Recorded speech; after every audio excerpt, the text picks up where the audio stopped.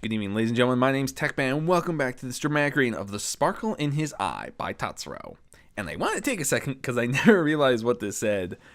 There's a snippet at the beginning of all the chapters on the website I read from, and this one's for Sparkle in His Eye. Ratchet balances saving the galaxy while being the father to a purple alicorn foal. Adorable shenanigans and explosions ensue. Yes, they do. Veldin, opportunities.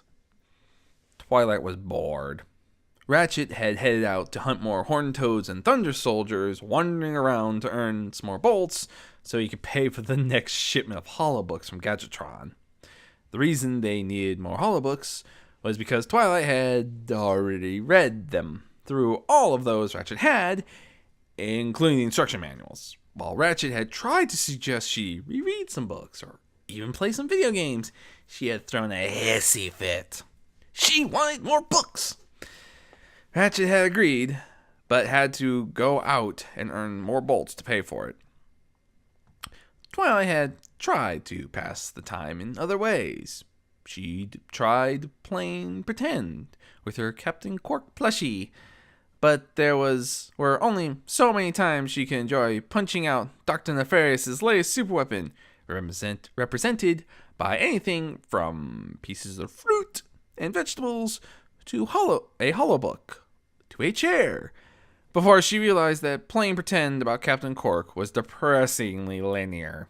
Unfortunately, she couldn't find anything to pretend to be a dragon for Captain Quark to tame and ride, and beyond that, it wasn't canon to his adventure stories. She tried playing video games, but hadn't enjoyed herself. She couldn't manipulate the controller with her hooves, and manipulating it directly with her telekinesis took 90% of the challenge out, since she was able to react with her brain faster and more accurately than anyone else could react with their fingers.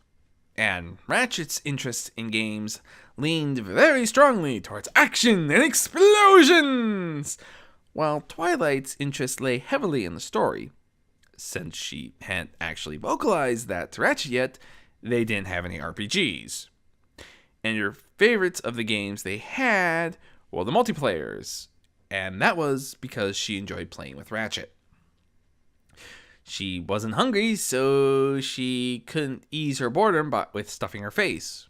Her attempt at taming a horned toad as a pet had backfired horribly, as had her attempt to reprogram a Thunder Soldier as a butler/bodyguard. Those two had actually happened at the same time, though she denied any chance the two events were related. Even Spells of the Unicorn had lost her interest after she had mastered everything it had to offer.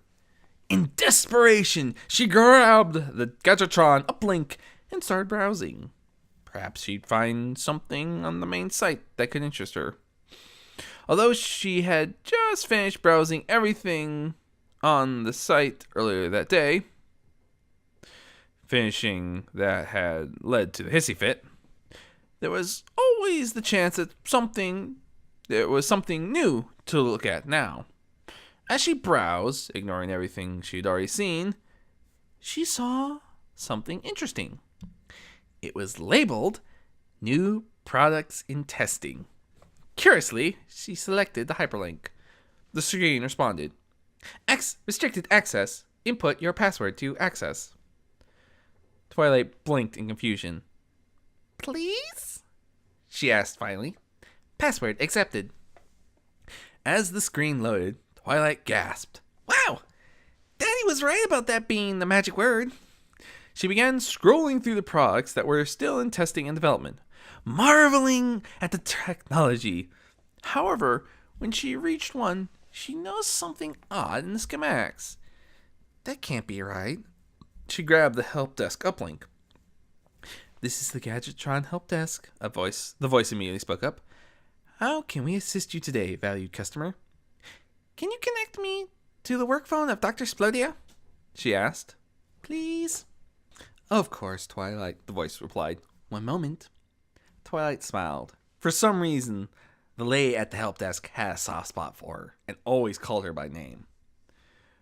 When the link came back, a heavily accented female Russian voice spoke. This is Dr. Splodia. What do you want? Hi, I was calling about the lightning arc weapon, Twilight explained. It's still in development, she replied. It will be ready in...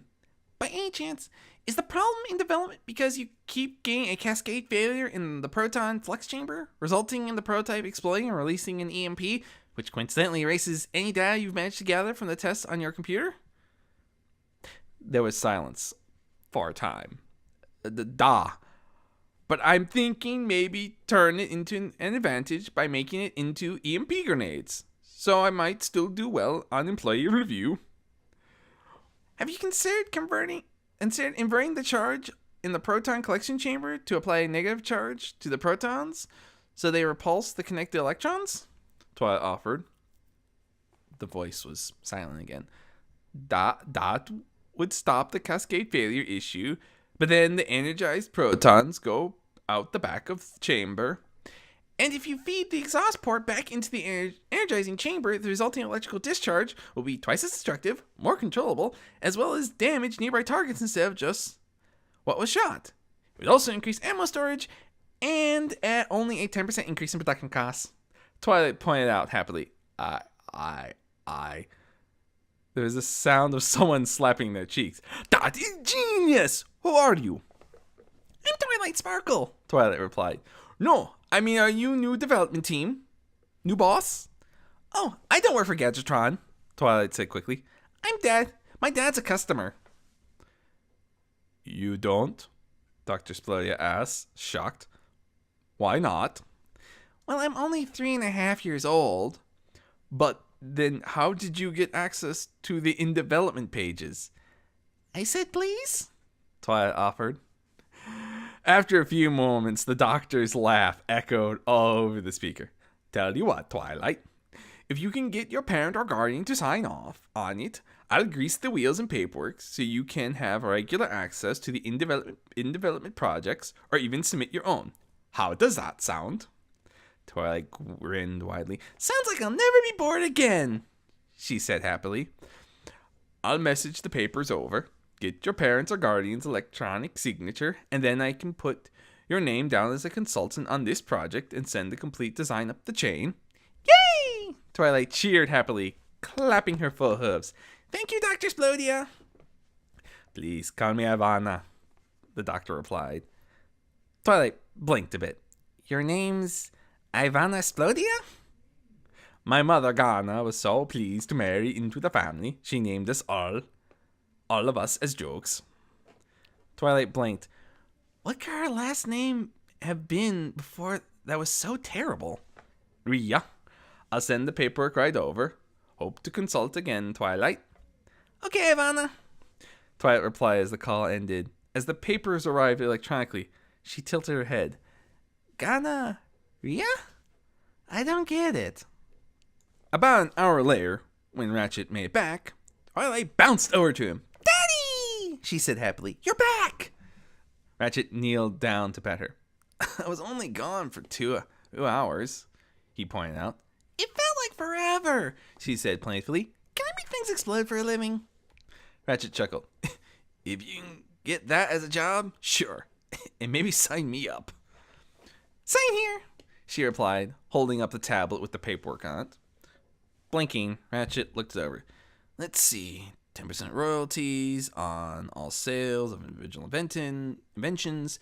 5% on all sales of products consulted on. 10% off all Gadgeton product purchases. Exclusive distribution. Comes with Hunter's Guild license. Selection of product testers. His eyes lit up. Hey! You can choose who they send the prototypes to test out the inventions you make for them. I picked Daddy, she said happily. Ratchet grinned widely. Well, type that in here, he directed, pointing to where it needed to be filled in. Once Twilight filled it in, he scrolled down further. Can renegotiate at 18 when the undersigned comes of age. Standard non-compete clause. Yep, looks like everything's in order. Scrolling to the bottom, he signed it. There you go, Twilight. You're now an official Gadgetron independent technical consultant. Yay! Twilight cheered, bouncing up and down. I'm gonna make things explode. I'm gonna make things explode. Actually, you're gonna make the things that make things explode. Ratchet pointed out. I'm the one who gets to make things explode. Twilight stopped, blinking in confusion. I get to make Daddy? Ratchet chuckled. No, you get to make Daddy look awesome. Twilight squeaked happily, bouncing into Ratchet's arm for a big hug. I never feel like I can get the voices consistent when they're young, because it's supposed to be a higher pitch, but I don't want to shift it up too high. And I always feel that because I feel like I don't keep some of the voices consistent, but whatever.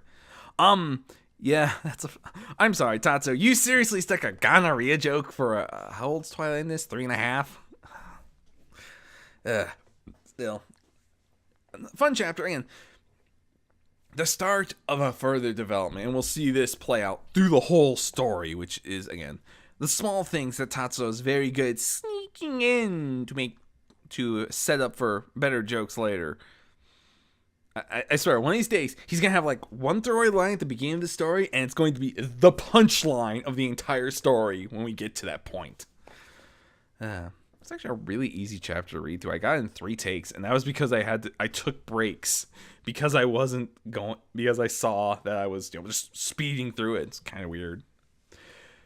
Hopefully you guys are enjoying this, and hopefully I can keep this up for the remainder of the week. If I can keep this pattern up, I will be able to get through this story both in good time and be able to get to break points, between Ratchet and Clank, between whatever it may be. Till then, folks, my name's Tech Ban. I wish you all good luck, good hunting, and safe travels. I'll see you in the next one, my Banditos.